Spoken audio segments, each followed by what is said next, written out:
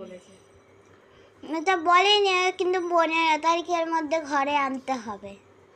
কেন পুজো কবে? 20 তারিখ। তাই রোদে শোকাবো না? 20 তারিখ?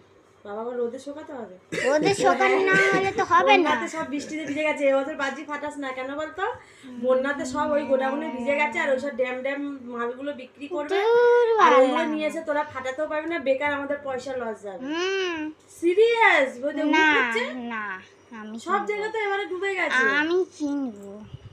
বেকার কিনে দেবে কিন্তু, আমি বলে দিলাম পয়সাগুলো অনেক নষ্ট হবে, এটা চিন্তা করো। যদি ফাটে না তাহলে, না ফাটলে তুই কাকে ধরবি? না ফাটলে তাহলে পরের বছর কিনবো না। পরের বছর কি হবে? পরের বছর তো আবার নতুন মাল তৈরি হয়ে যাবে। এবছরে তো তোর নতুন মাল তৈরি হয়ে গেছে, সেগুলো তো সব বন্যাতে ডুবে গেল। না, এই ভালো বছর তুমি আমি বায়না কিনবো। দেখেছো, এবার তুমি বোঝো।